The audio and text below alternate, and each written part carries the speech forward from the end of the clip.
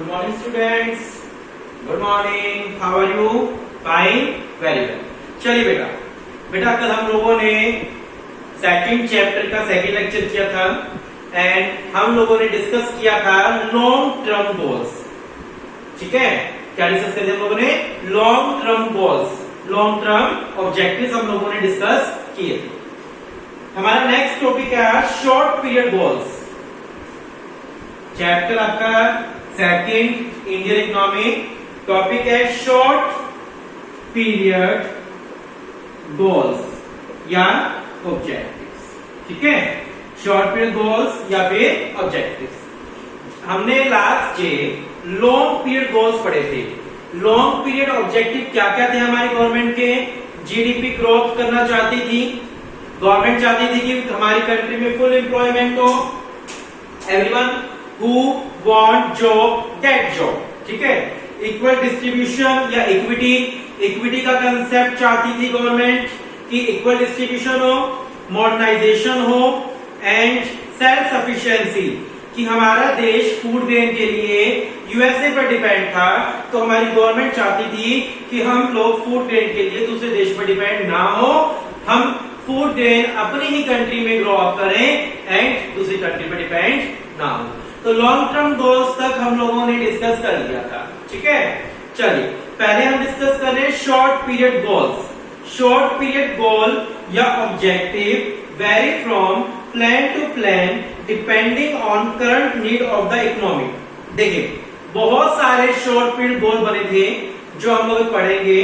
कहते हैं short period goals या ऑब्जेक्टिव जो होता है वो वेरी करते हैं प्लान टू प्लान, यानी हमारी कंट्री में नीड के अकॉर्डिंग वेरी करते हैं. ठीक है, मान लो हमारी कंट्री की हमें नीड कुछ और लगती है आने वाले साल के लिए, तो हम उसके अकॉर्डिंग प्लान बना लेंगे.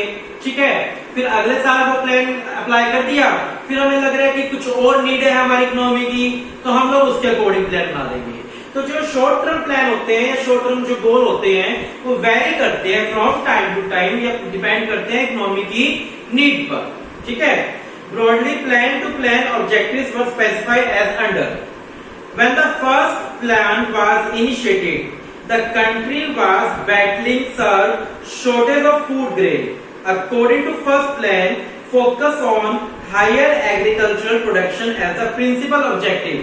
जब फर्स्ट ईयर प्लान बनाया गया, जो फर्स्ट प्लान बना उस टाइम पर हमारी गवर्नमेंट को लगा था कि हमारे देश में सबसे बड़ी प्रॉब्लम क्या है? Food grain. ठीक है, जब फर्स्ट प्लान बनाया गया था तो उस टाइम पर सबसे बड़ी प्रॉब्लम क्या लगी थी? फूड ग्रेन की प्रॉब्लम लगी थी. तो फूड ग्रेन को ध्यान में रखते हुए हमारी गवर्नमेंट ने प्लान बनाया था जो फर्स्ट प्लान था. ठीक है, तो अगेन पढ़ते हैं हम लोग इस चीज को. Accordingly the first plan focus on higher agricultural production as the principal objective. ठीक है, emphatic achievement of the first plan prompted the planners to shift the focus from agriculture to industry. Accordingly, increase in industrial production was taken as a principal objective during second plan. हमारी government का first plan कामयाब हो गया, तब government ने second plan बनाया. अब second plan क्या था कि एग्रीकल्चर से कहां शिफ्ट होना? इंडस्ट्री. यानी जो सेकंड प्लान था वो इंडस्ट्रीज के लिए था, इंडस्ट्रीज बढ़ाने के लिए. जो फर्स्ट प्लान था हमारा वो एग्रीकल्चर के लिए. तो आपको इस तरीके से याद करना है कि फर्स्ट प्लान जो था वो एग्रीकल्चर सेक्टर के डेवलपमेंट के लिए था, ताकि हमारे देश में फूड ग्रेन की कमी ना हो, फूड ग्रेन सफिशिएंट हो. और जो सेकेंड ईयर प्लान था वो किस चीज के लिए था? उसका फोकस किस चीज पर था? इंडस्ट्री पर फोकस था कि इंडस्ट्री को डेवलप किया जाए. ठीक है, The third plan emphasizes the need for self-sufficiency in food grain production. देखो जो थर्ड प्लान था गवर्नमेंट का, वो प्लान क्या था? सेल्फ सफिशिएंट का. किस चीज का प्लान था वो? सेल्फ सफिशिएंट का. सेल्फ सफिशिएंसी का पॉइंट आप पढ़ चुके हो. सेल्फ सफिशिएंसी क्या थी कि हमारा देश फूड ग्रेन में खुद पे डिपेंड हो, दूसरी कंट्री पर डिपेंड ना होना पड़े. बता रही समझ? फर्स्ट प्लान क्लियर है? फर्स्ट प्लान क्या था आपका? फर्स्ट प्लान था आप लोगों का कि जो एग्रीकल्चर है उसे इंप्रूव करना, जो आपका सेकेंड ईयर प्लान था वो क्या था, इंडस्ट्रीज को इंक्रीज करना, और थर्ड प्लान क्या था आपका, सेल्फ सफिशिएंसी का थर्ड प्लान सेल्फ सफिशिएंट होना, यानी फूड ग्रेन में गवर्नमेंट चाहती थी कि हमारा देश क्या हो, सेल्फ सफिशिएंट हो। आ रही है बात समझ, अच्छे से क्लियर है बिल्कुल। चलिए फोर्थ प्लान, जो फोर्थ प्लान था वो था प्राइस स्टेबिलिटी का, ठीक है, प्राइस स्टेबिलिटी यानी इन्फ्लेशन से रिगार्डिंग प्राइस स्टेबिलिटी, कि हमारे देश में गुड्स के प्राइस क्या रहे, स्टेबल रहे, महंगाई ना आए, हमारे देश में क्या ना आए, महंगाई ना आए, ठीक है। तो जो फोर्थ प्लान था उसका फोकस था प्राइस स्टेबिलिटी के ऊपर and fuller utilisation of man power. Elevation of poverty was the principal objective of fifth and sixth plan, ठीक है। जो फिफ्थ एंड सिक्स्थ प्लान था इसका मेन फोकस था रिमूव पॉवर्टी, गरीबी को रिमूव करना, ठीक है।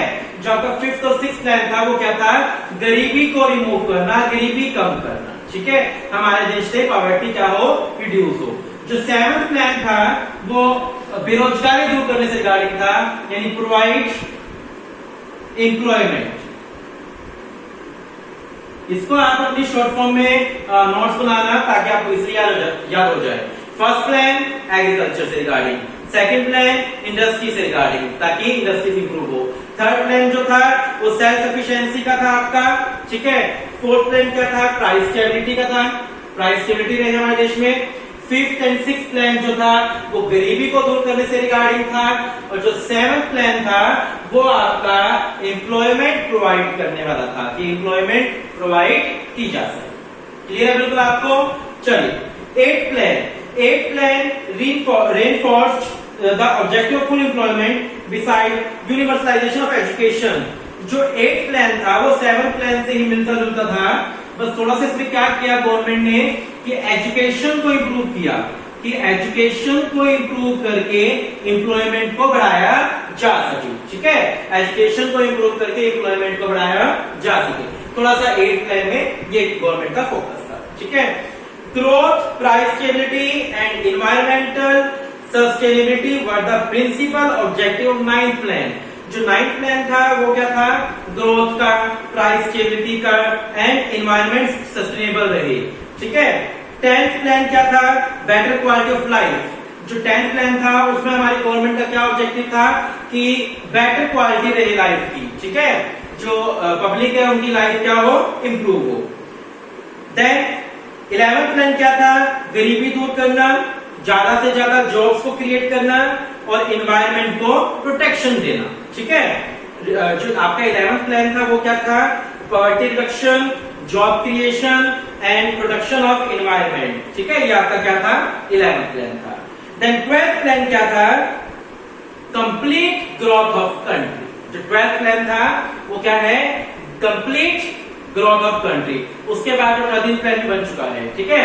तो 12th प्लान क्या था कि कंप्लीट ग्रोथ ऑफ कंट्री।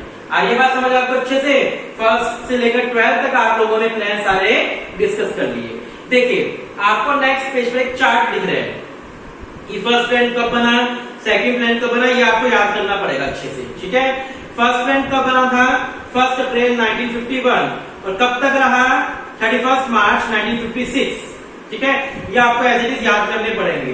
यहाँ पर 1 अप्रैल 1951 से लेकर 31 मार्च 1956 क्या फोकस था, प्लान का फोकस क्या था, increase in agriculture production, equitable distribution of production, income and wealth, यानी मेन जो है यहाँ पर एग्रीकल्चर प्रोडक्शन वाला मेन फोकस था।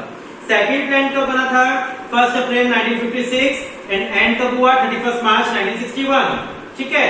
Increase in industrial production and development of heavy industry, बहुत अच्छा चार्ट दिया आपको, आप ये चार्ट बहुत अच्छे से पढ़ लेना, आपको चैप्टर में दिक्कत नहीं आएगी, ठीक है।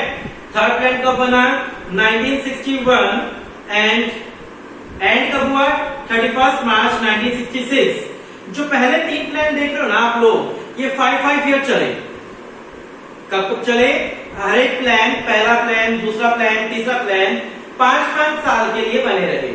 थर्ड प्लान क्या था, self sufficiency in food grain production, generation of employment opportunity and reduction in inequality, ठीक है। मेन फोकस सेल्फ सफिशिएंसी का था। इसके बाद क्या हुआ, 3 एनुअल प्लान बने। क्या बने? Annual plan. देखिए फोर्थ प्लान क्या था? 1 अप्रैल 1969। ठीक है, इनको बोलते हैं 3 एनुअल प्लान। फोर्थ प्लान और फिफ्थ प्लान बोलते हैं 3 एनुअल प्लान। ठीक है, ये ध्यान रखना चाहिए। जो फोर्थ प्लान है 1 अप्रैल 1969 इसको बना, 31 मार्च 1974 तक रहा, इसको बोलते हैं 3 एनुअल प्लान। ठीक है, देखिए accelerating the process of growth, price stability था मेन और ग्रोथ करना था। फिर फिफ्थ प्लान कब बना? 1974। कब तक रहा? 1979 तक। इसका क्या था? Raising the living standard with focus on weaker section of society. Raising the living standard with focus on weaker section of society. ठीक है, देन एनुअल प्लान था 1 अप्रैल 1979 से 1980। ठीक है, देखिए अभी आपने थोड़ा सा आपने ध्यान दिया हो, थोड़ा सा थर्ड प्लान कब एंड हुआ? 1966। Third plan. पहला प्लान कितने साल चला? 5 साल, 51 से 56। सेकंड प्लान 56 से 61, 61 से 66। जो आपका थर्ड प्लान था वो 61 से लेकर 66 तक रहा। इसके बाद का प्लान जो है वो कब बना? 69 में बना। यानी यहां पर आपका 3 ईयर का गैप हो गया। इन 3 साल 3 एनुअल प्लान बने। ठीक है, जो 3 साल बीच में गैप रहा 66 से लेकर 69 के बीच में, इन 3 साल यानी 66, 67, 68, इन 3 साल 3 एनुअल प्लान बने। क्या बने? 3 एनुअल प्लान। ठीक है, 3 एनुअल प्लान 1 अप्रैल 1966 से लेकर 31 मार्च 1969 तक 3 annual plan. Then fourth plan 1969 से लेकर 74, देन 74 से 79। ठीक है, देन देखिए 79 से 80 के बीच में, 79 से 80 के बीच में एक एनुअल प्लान बना। क्या बना? Annual plan. ठीक है, गैप दिख रहा होगा कि 79 से 80 नहीं आ रहा, फिर 80 में स्टार्ट हो रहा प्लान। 1 अप्रैल 80 से लेकर 85, देन 85 से 90। ठीक है, कहते हैं फिर एक एनुअल प्लान बना। बात समझिए, ये चीज बहुत समझने वाली चीजें हैं। ठीक है, इस पर ज्यादा मेन फोकस करना है क्योंकि ये आपसे आपका जो एक्सटर्नल है बार वो भी पूछ सकता है और पेपर में भी पूछा सकता है कई बार चीजें कि पहला प्लान कब बना? 1951 से लेकर 1956, देन 1956 से लेकर 1961, देन 1961 से लेकर 1966। देखो 56, 56, 61, 61। अरे बात समझो मैं क्या चाह रहा हूं कि यहां 5 year plan, 5 year plan, 5 year plan. Then next plan कब बना? 1969 में, यानी 3 साल बीच में 3 साल 3 एनुअल प्लान बने। क्या बने? Annual plan. ठीक है, 1969 से 1974, देन 1974 से 1979, देन 1980 आ गया। 1 ईयर का गैप आ गया यहाँ पर, आ गया ना 1 ईयर का गैप। देन 1 ईयर में एक एनुअल प्लान बना। क्या बना? Annual plan. देन 1980 से 85, देन 1985 से 90। ठीक है, 5 साल गैप चल रहा है। देन 92 से बना, 92 से 97, यानी बीच में फिर 2 साल का गैप आ गया, तो यहाँ 2 ईयर एनुअल प्लान बने। तो क्वेश्चन क्या आता है? 3 ईयर एनुअल प्लान कब बने थे? इसके बीच में। 1 ईयर एनुअल प्लान कब बना? इसके बीच में। एंड 2 ईयर एनुअल प्लान कब बना? इसके बीच में। तो आइए बात समझ आपको अच्छे से, तो ये चीजें पूछी जा सकती है। ठीक है, बाकी तो आपको ईयर याद हो जाएंगे। फिर उसके बाद तो 92 से 97 5 ईयर का गैप है। देन 97 से 2002 5 ईयर का गैप है। देन 2002 से 7 5 ईयर का गैप है। फिर 7 से 12 5 ईयर का गैप है। देन 12 से 17। ठीक है, अब 70 से हमारा 13th प्लान चल रहा है। क्लियर? बात आई समझ? बाकी आपको इसके अंदर वही पढ़ना है कि 5th प्लान का फोकस क्या था, 6th प्लान का फोकस क्या है। Removal of poverty, reduction of inequality, development of infrastructure. 7th plan का फोकस क्या है? Generation of employment opportunity, increase in agriculture productivity, ठीक है, 8th प्लान का फोकस क्या है? Universalisation of elementary education, strengthening of infrastructure, मतलब मेन जो हमने पीछे पढ़ा वो रहेगा। बाकी तो पीछे वाले प्लान थोड़ा, ये थोड़ा कि हम पीछे वाली चीज बोलते जाएंगे, आगे बढ़ते जाएंगे, ये पीछे वाली चीजें भी लेते जाएंगे। किसी में इंफ्रास्ट्रक्चर ले लिया, किसी में कुछ, किसी में कुछ। तो इस तरीके से 12th प्लान हमारे बनाए गए। अब 13th प्लान हमारा चल रहा है। आ रही बात समझ अच्छे से? 1 मिनट डिवाइस करिए।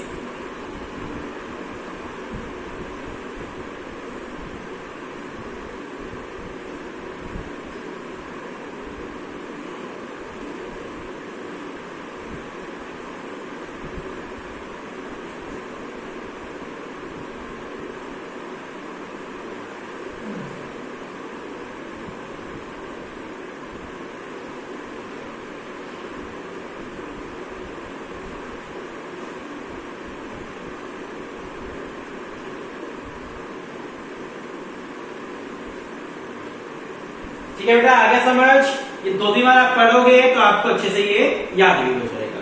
पेज नंबर 36, यहाँ पर हम लोग लास्ट डे टॉपिक कर रहे थे इक्वल डिस्ट्रीब्यूशन एंड इक्विटी का। तो वो वाला कंसेप्ट पढ़ लेते हैं हम लोग। Equal distribution and equitable distribution. Topic क्या है? Equal distribution and equitable distribution. देखिए, equal distribution would mean every individual in the society get the same share in the country's national income. It would simply a situation where a doctor get the same salary as a clerk in the hospital. No society would ever see a situation like this. देखो, topic है यहाँ पर equal distribution. हमने कल जो topic पढ़ा था उसमें पॉइंट था इक्विटेबल। मैंने उसके में आपको बोला था कि ये इक्विटी चीज अलग होती है, इक्वल अलग होता है। तो इक्वल डिस्ट्रीब्यूशन का मतलब क्या है कि हर बंदे को इक्वल इनकम मिले, चाहे वो डॉक्टर हो, चाहे वो क्लर्क हो, चाहे चपरासी, जो कुछ भी हो, व्हाटएवर, हर बंदे को इक्वल इनकम। ऐसा तो हमारी सोसाइटी में पॉसिबल ही नहीं है। ना सोसाइटी का कोई बंदा ऐसा चाहेगा कि सबको इक्वल इनकम दी जाए, पॉसिबल ही नहीं है बेटा। ठीक है, सो इक्वल डिस्ट्रीब्यूशन का मतलब होता है कि सबको इक्वल इनकम मिलना। Equitable distribution on the other hand refers to situation when difference in income are allowed but only with certain limit. This difference are socially unwarranted and are to be proportionate to difference in the qualification and skill of different individuals in the society. When a doctor gets 50,000 to perform a surgery, on the other hand a factory worker gets 50,000 for the entire year, the difference in income is too large to be socially justified. Such difference must be corrected. Equity implies that economic growth is related to social justice. देखो यहाँ पर equitable distribution, हमारा word क्या है? Equitable. इसे बहुत ही अच्छी example से समझा रखा है कि एक डॉक्टर को एक सर्जरी के बदले में 50,000 एक बार में मिल जाते हैं, जबकि एक क्लर्क को या एक मैनेजर को 50,000 पूरे महीने के मिलते हैं। ठीक है ना, बात समझ आ रही है? तो ये जो गैप है ना बहुत ज्यादा है, इस गैप को कम करना, ना कि बराबर देना, इस गैप को कम कर देना ताकि रिच और पुअर का जो गैप है वो रिड्यूस हो जाए। That is equitable distribution. ठीक है, यानी सबको बराबर के चांस देना। क्लियर आ रही बात समझ? इक्विटेबल डिस्ट्रीब्यूशन का यहाँ पर क्या मतलब है? इक्विटेबल डिस्ट्रीब्यूशन का यहाँ पर मतलब ये है कि जो रिच और पुअर का गैप है उस गैप को कम करना। जो रिच और पुअर का गैप है उस गैप को कम करना, यानी एक बंदे की इनकम बहुत ज्यादा है, एक की इनकम कम है, तो उसका गैप कम कर देना। That is equitable distribution. ठीक है, आगे बात समझ आप लोगों को? तो हम लोग इक्वल डिस्ट्रीब्यूशन का कंसेप्ट नहीं पढ़ रहे, हम लोग इक्विटेबल डिस्ट्रीब्यूशन पढ़ रहे हैं कि जो रिच और पुअर का गैप है उसको रिड्यूस करना। ठीक है, बात आई समझ अच्छे से? क्लियर? बिल्कुल। आज हम लोग इतना ही टॉपिक कर रहे हैं, पीछे वाला सारा टॉपिक अच्छे से कर लेना, देन हम कल आगे करेंगे। Thank you, have a nice